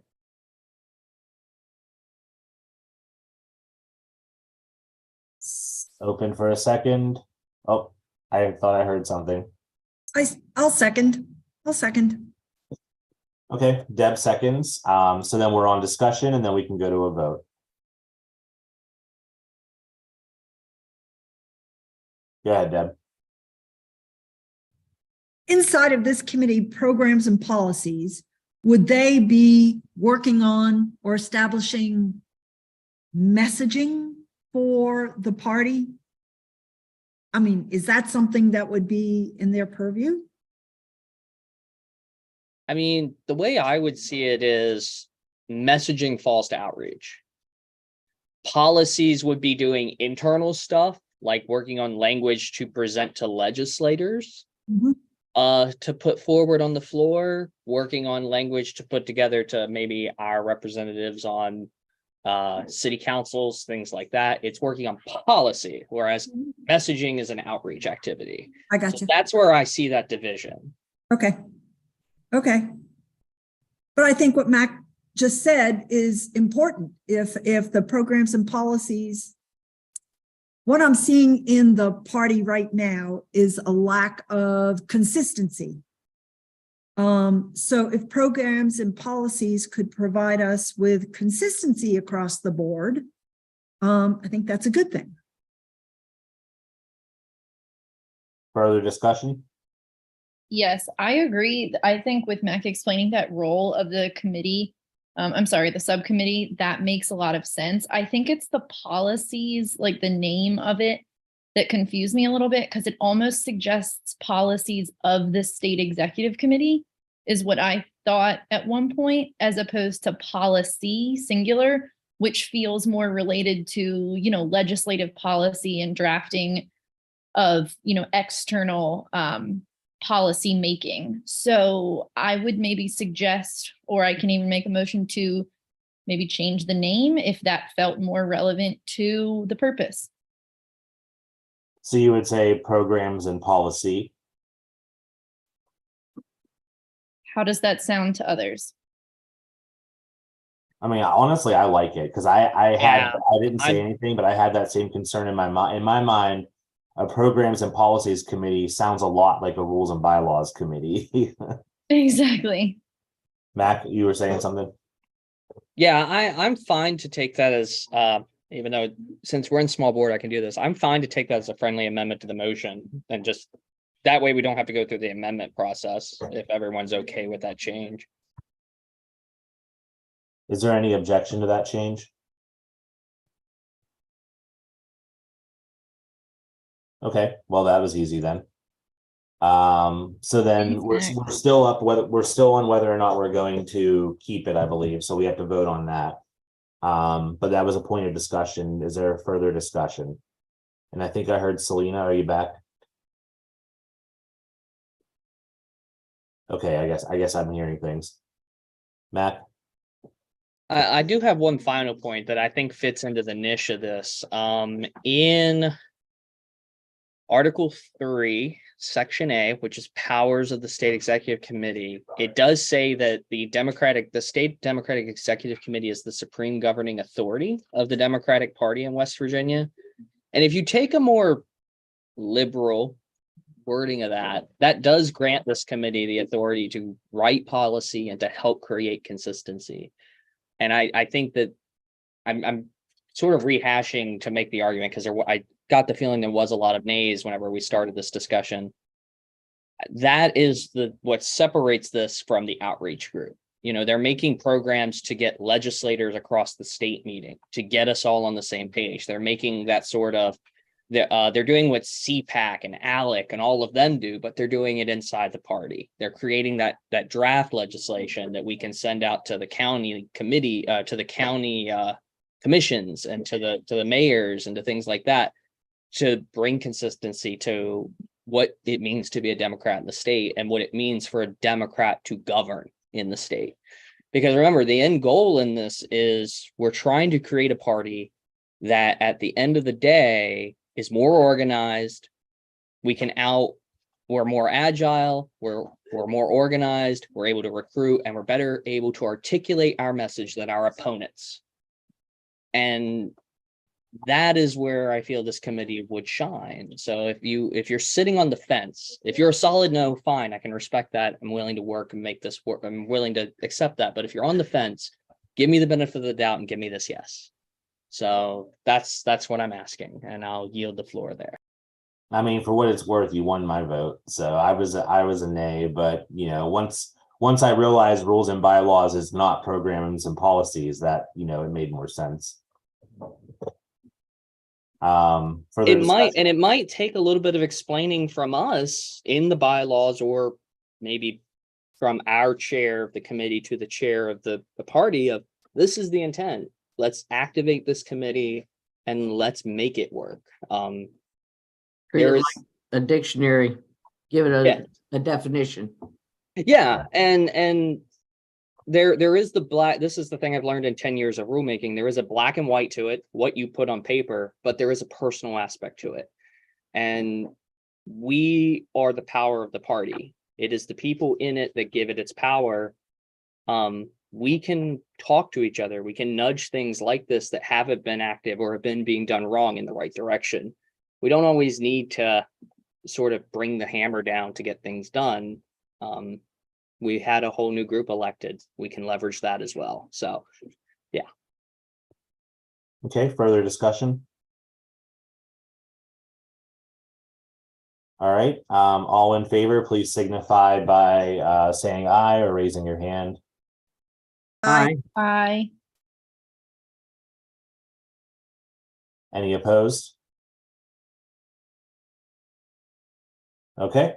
So we are going to, I think what I'll do here is I will just add a bullet here for programs and policy. Okay.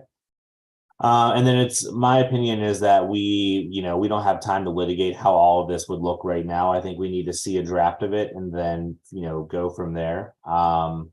This is more of a question though, would be Matt, go ahead. I'll let you finish and then I'll pick up after. I was just going to say, I think the more pertinent question that for the rest of that category there is how are subcommittees selected or elected? Because it could be a couple different things. It could be an appointment by a member of the party, such as a chair. It could be an election on behalf of the body, just kind of like how we were elected to the bylaws committee by the entire state executive committee. Maybe the subcommittees are appointed in that way, or maybe they just have open enrollment unless they get more than 10 members. So I think the question is how are subcommittees, selected / elected? And then Mac, let me go back to you.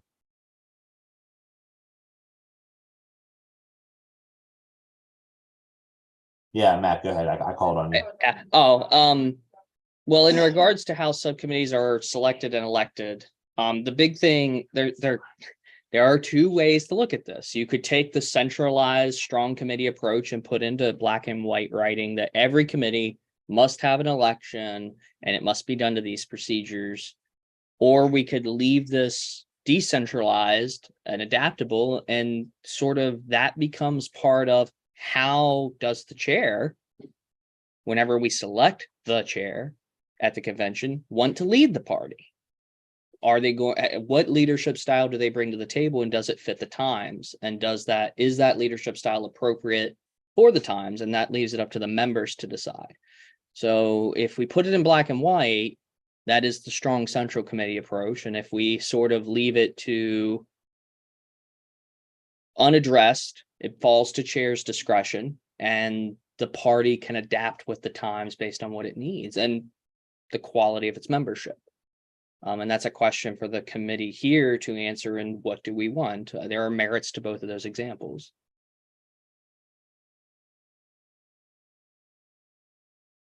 Oh, sorry.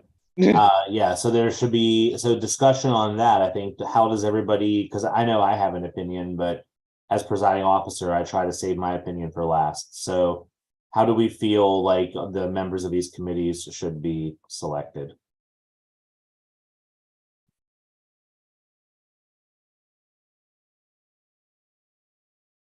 Go ahead, Judy.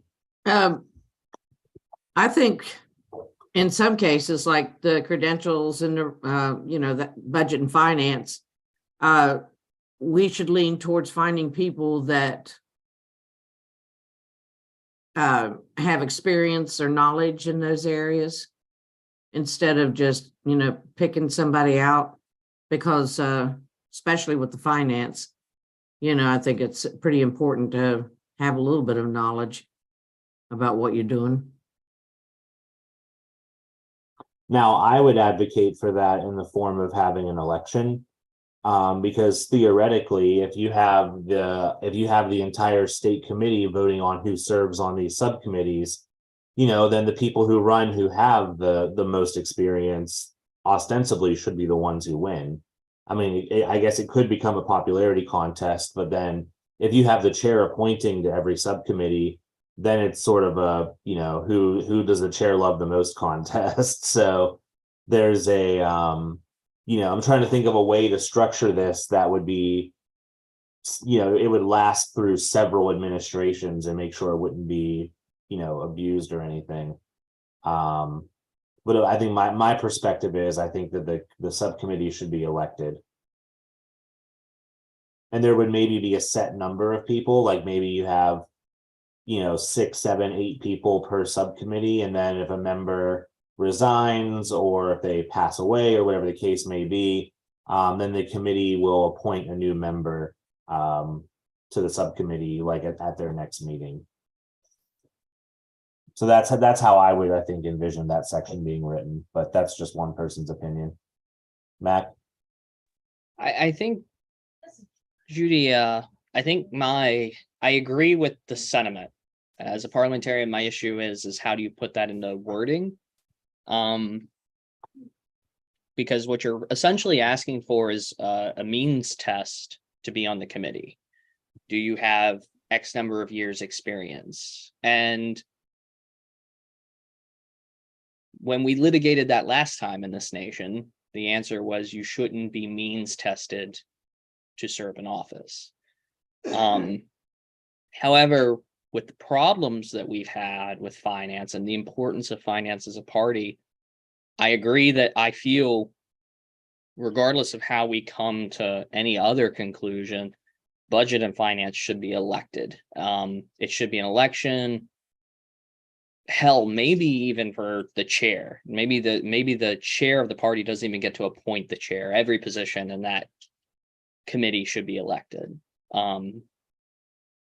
Or that committee should automatically be chaired by the treasurer, and then every position that serves with them should be elected. But I do feel more so than any other committee on here that there is a pressing need for budget and finance to have an election for it. So that is my thought. And I mean, that's how I feel on that one. Yeah, I agree with that. Selena? Yeah, I just got back.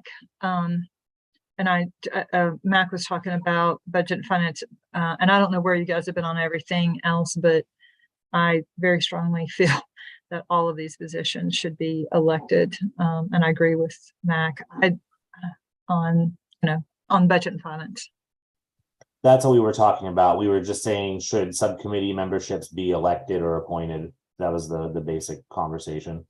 Oh, well, let me just add also, and I'm not in any way suggesting that anybody on our current committee would, or our current chair would abuse, but I have seen, both on the state level and on the DNC level, abuse of appointments. And so basically what happens at the DNC level is that, the chair basically can appoint 75 at-large people, and which are, not elected in any way. They are ratified, but you can't fight, that ratification. And then the chair then picks approximately 30 members for each of the like credentials, resolutions, and rules and bylaws. And of those, the vast majority of them are the at-large people that he or she appointed. And so you're basically, it seems that there is an enormous potential for abuse with appointments, that you can just put people on. And I'm not saying anybody in particular would do that, but if we're looking at long term, I very strongly feel that appointments are bad and elections are good. So let me ask this. This is, I guess, sort of a straw poll. Is there anybody opposed to having the positions be elected as opposed to appointed? They're too important. Okay. Well then, so that sort of covers that then. So that's sort of a broad discussion of that section. With the time we have left, so time check here, it's 10 after 8. Want to wrap up by 8:30 I will cut it off at 8:30, hard cut off if we have to. But there is the two other issues to talk about, which one was the gender equity and one was effective notice. And Mac, I see your hand up. I was asking if I could pick up my allotted floor time before we moved on. Sure. Yeah. Under standing committees, would anyone be opposed to adding bullet points for either the grievance or Board of Appeals committee so that we could address that language as well? Because they are explicitly stated committees, or Yeah, they Board weren't of in Appeals. session. And I have major issues with the Board of Appeals and how it's ran, and I feel it needs to have some explicit address. So that's what I was going to ask for floor time on. Selena, is that what you were going to bring up as well, or is it a separate? It was separate. Is it still on subcommittees? Yes. Okay. So Matt, let me go to you first then. I mean, you kind of presented your viewpoint. Was there more that you wanted to add? Well, the Board of Appeals and how it's handled is given way too much unchecked power, and it's given unaudited power. And in my experience over the last we'll say since 2016, that committee essentially becomes a black hole. It's not required to report whether it's met. It's not required to report on any findings. It's not required to act.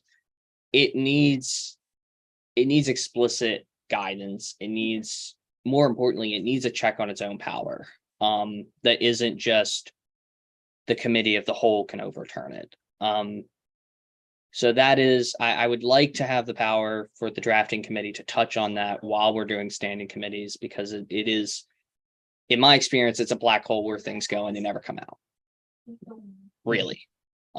So if granted, I would love the opportunity to touch on that and get that out, because I feel that is a triage that, looking out at the landscape across the state, there are issues brewing that are going to come up that will need to go before that committee.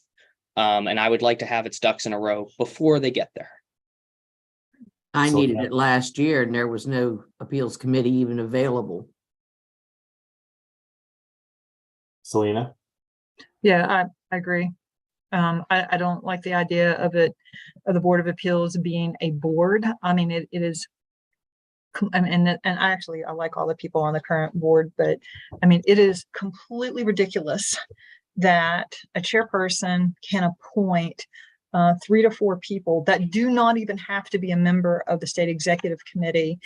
They could pick their best friends, and that group, it takes 3/5 of the state executive committee to overturn the rule, and their ruling stands. And it's not like, a report out and the state executive committee either votes it up or down. Whatever they say stands unless it's overturned by 3/5 of the membership. It's absolutely ridiculous, and I agree 100% that that needs to be reformed. And I would, I think, I don't want to put words in Mac's mouth, but I think it should be a committee and not a board. There, sort of like a difference in terms of that. But I completely support that. Yeah, I agree with you, Selena. 100%, I agree with you. I would be tempted to even say it should be split into a grievance committee and an appeals committee, and there should be even more separation there because of the issues they handle, the delicacy of them, and the power that they have. So let me just interject here as a point of process, because we're winding down on meeting time and we're getting really in the weeds here.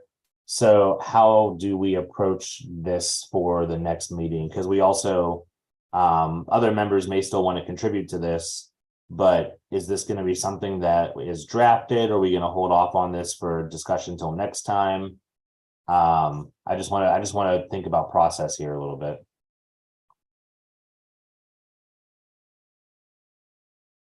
I think it's going to require a lot of discussion. Matt?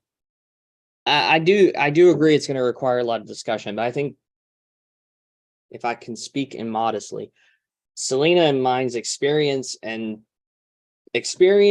passion on this particular issue, I think we could knock this out quick and have something back to the committee in time to go before the state executive committee.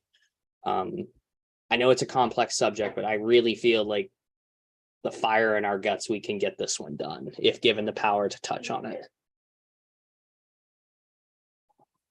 So do we just do we ask for a motion then for this committee to sort of task the drafting committee with writing that section? Yeah, it'd be the same language as before, but just take out the previous, moving that the bylaws committee grant the drafting subcommittee approval to draft language relating to the standing Board of Appeals committee. Yeah. Or yeah, just say standing committees. I was And that going to covers say everything. standing committees, and we would add Board of Appeals to it if the group is amenable to that. Yeah. Yeah. Like we would just add a bullet point here to say Board of Appeals. So if that's the motion on the floor, is there a second on that motion? I'll Second. second it. All right, I heard Selena first.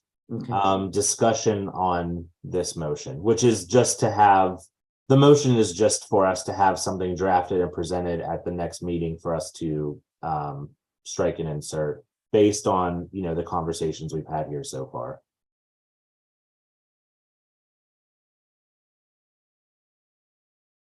Okay, hearing no discussion, is there anybody opposed to that motion?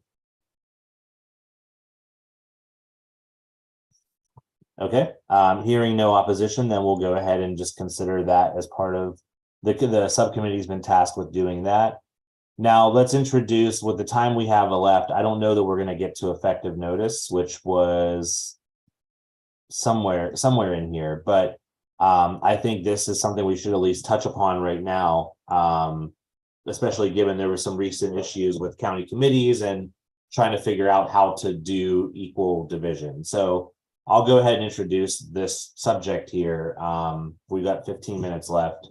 So the DNC charter mandates equal division among genders. That is, and not only that, but the DNC charter and bylaws, but also the West Virginia State Code mandates that specifically among the 68 Senate seats. It's 2 males, 2 females per Senate district. The state code doesn't account for non-binary people, but the bylaws, however, do, and basically say non-binary counts in either direction. But the one of the ways that the bylaws ensure gender equity is to have the chair be whatever gender the chair is. the vice chair must be a different gender. That's a statute that is in the state bylaws and applies to the state committee. And although it's not explicitly written as a county bylaw, counties have just been following it as well, because in the absence of bylaws, county parties just kind of follow what the state party bylaws say. They're required to, yes. They're required to, yes. So I think there are two ways that this could be approached. And so we wanted to sort of present a discussion to see which way we would go. Now, option one would be to keep the language as it is, to say, you know, whatever gender the chair is, the vice chair or the first vice chair, if you have two vice chairs, but the next highest ranking member must be of a different gender, either, you know, male or female or non-binary, whatever the case may be, but something different. Or we write language that says the officers must be equally divided among gender, because the county committees and the state committee, they already are, because of the magisterial districts or the state senate districts, depending on if it's state or county.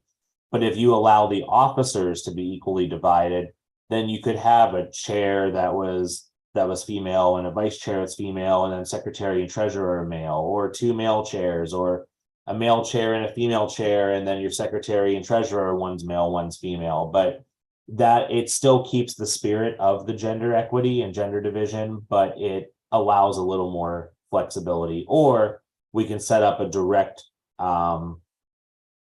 whatever you want to call it, not a conflict, but a direct, like if chair is blank, if chair is X, then vice chair must be Y or Z. And that's I think one of the points of discussion that we need to bring up and see how the group feels. So that's me calling for discussion, sorry. Selena? So, I mean, I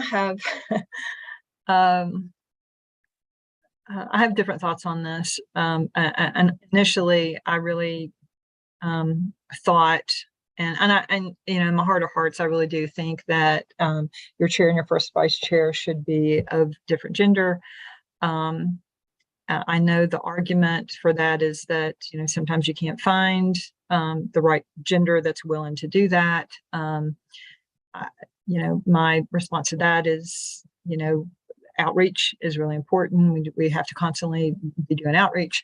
But with that said, I've had, you know, Shane and I've had some kind of long discussions about this, and I looked at the DNC bylaws, and can you highlight that, Shane, where it says down on the second part? No, don't go that way. It's right at the top right now where it says DNC bylaws, Article 2, Section 2. It's at the bottom now. So membership basically says that the membership of the state of their membership is the highest ranking officer, so our chair, and the next highest ranking officer of another gender. So initially I was hesitant because I didn't think that, you know, I didn't think we should have different standards for state executive committee and counties, but it looked like counties wanted to have some flexibility in terms of that.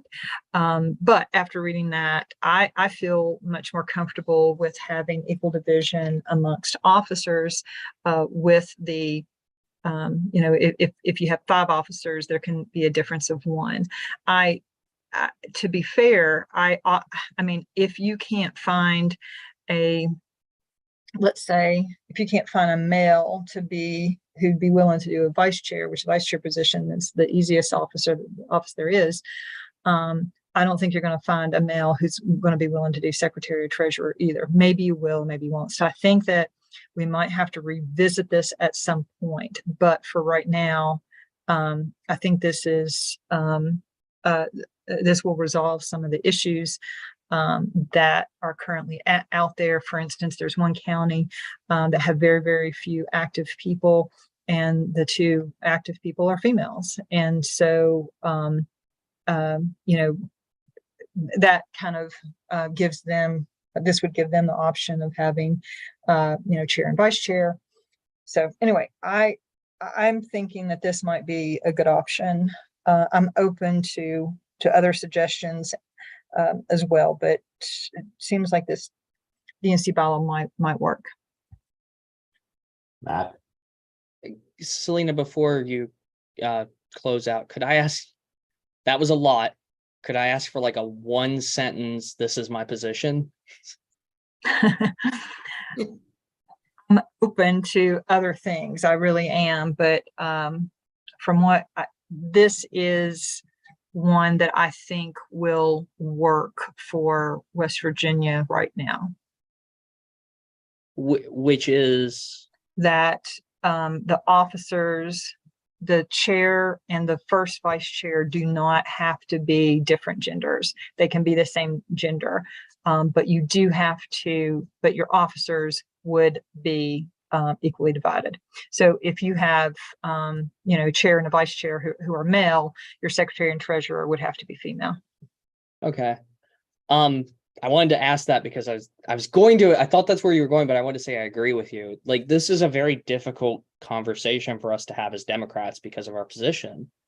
We do advocate gender equality. We do advocate bringing people up, and it's a difficult conversation because out of context, this does look like you're taking away that bring up and that equality.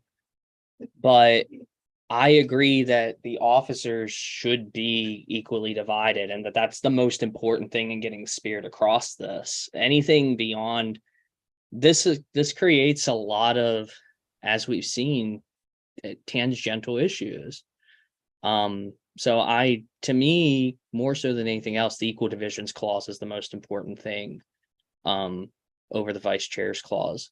Also, if the chair will allow it, the parliamentarian ex officio. Oh, you're good? I'm good. Okay, never mind. that's okay. I actually want to hear from, because this is a big one here. So I want to hear from other members as well with the time we have left. If you haven't spoken on this, this is your invitation to do so. Deb, go ahead. So I think gender division, gender equality amongst the officers is important, but I think giving the flexibility of having same gender chair and vice chair, and then different gender secretary and treasurer, I think that opens us up to a bigger pool of people who have a passion for this and really would be committed to it. I only say that because in our previous board here, our chair was female and our vice chair was male. And I bet you can't tell us who our vice chair was. He was like non-existent.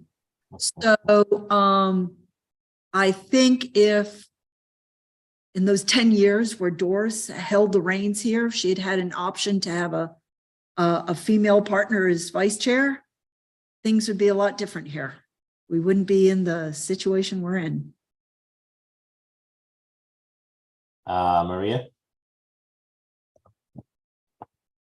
Yeah, I appreciate the intent of this because I agree that the equal division among officers is the most important intent of this. My only concern, and I'm just saying this from like thinking about how people are going to receive our changes, is like the optics of this. So I think it was you, Shane, who spoke to it of like removing this might look as though, or Mac spoke to it, I guess it may look as though we're kind of trying to not equalize the playing field, but I know that the intent of what we're talking about is to make it more equal and really should be more equitable across the board.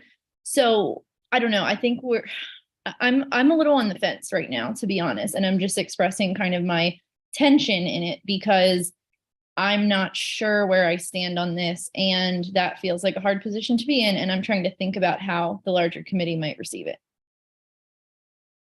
Noted. Judy? I think it opens the door up for like the non-binaries and the transgenders. It makes it easier for them to be in the officer pool and stuff like that. You know, because a lot of, I don't know of any that have been an officer in Wood County anyway. Just a thought. And let me just double check, because Mac, you'd already spoken to this, so I'm just making sure that everyone has had a chance to pitch in. Okay, Mac, go ahead.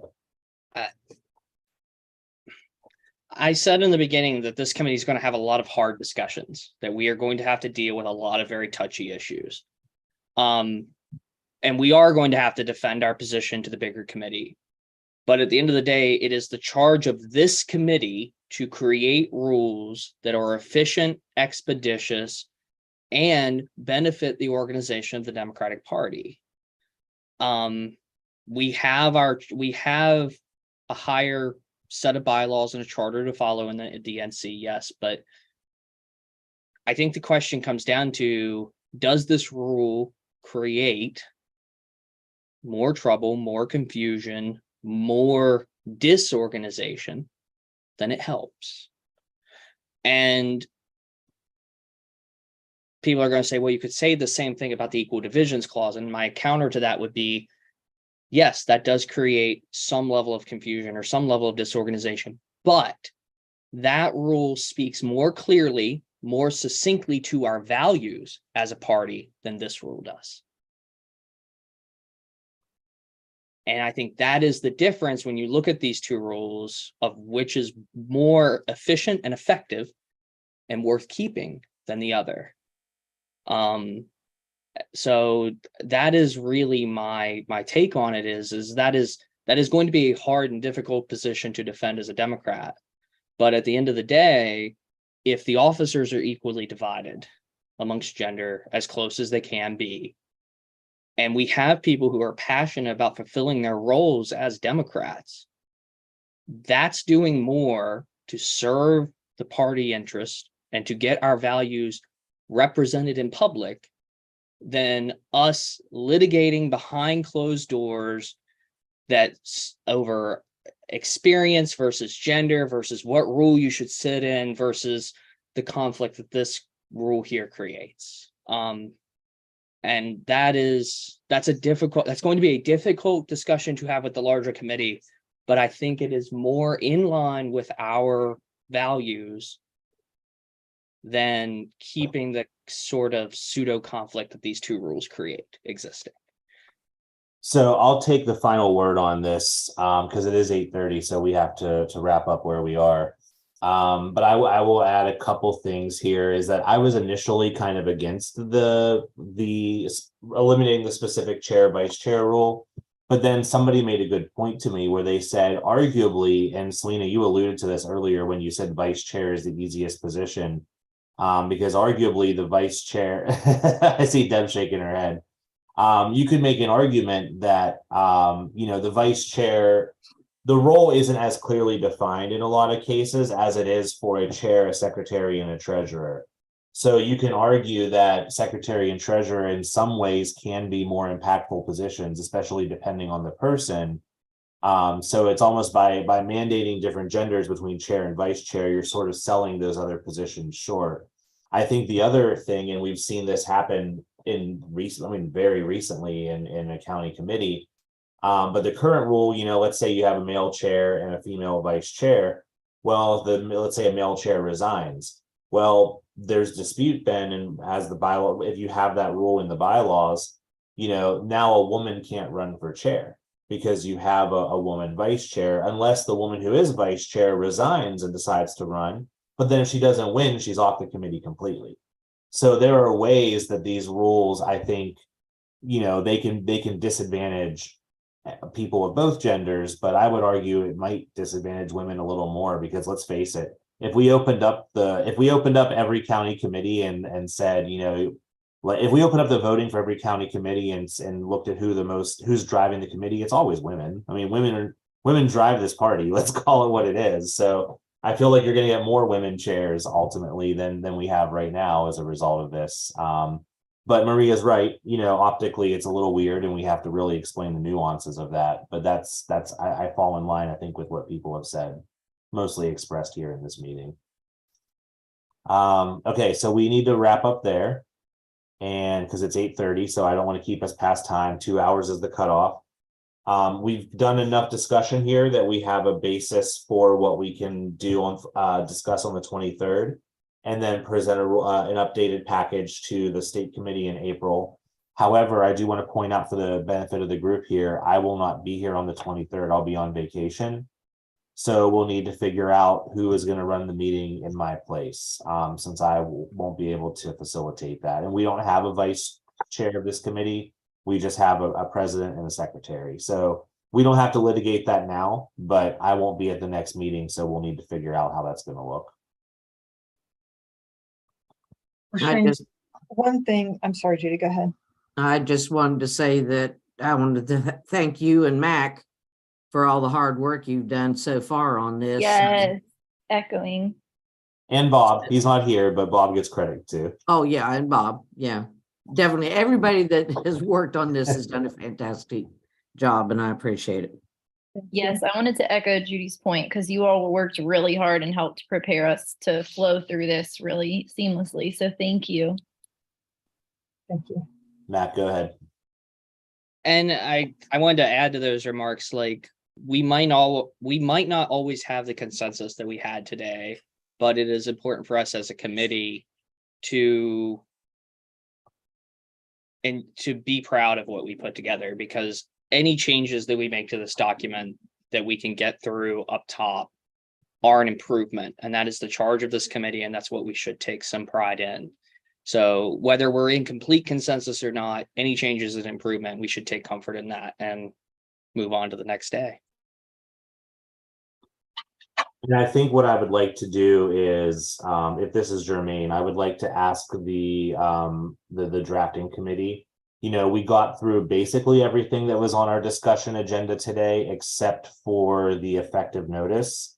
So what I would like to see is if we can have, in addition to the introduction and the stuff we talked about before, if we can have updated language for everything that was on this amendment list, then the meeting on the 23rd, I don't think there needs to be any open discussion about everything. It's just, we would be litigating the nuances of the bylaws in the language that's already in front of us. Because that did seem to go relatively smooth today.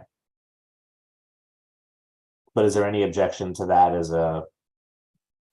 with us moving forward in that way? Mm-mm. Okay. Selena, I see your hand raised, and then I want to take a motion to adjourn. Well, that discussion that we had about equal division in the officers, I think most everybody is agreeable to that, but I think from the drafting perspective, it would be nice. I think we'd have a little straw poll on that to just make sure we're in agreement on that. A straw poll on having the officers be equally divided, as opposed to the chair and the first vice chair being different genders. Okay. Well, let's do this then. Show of hands for having the chair and vice chair be different genders.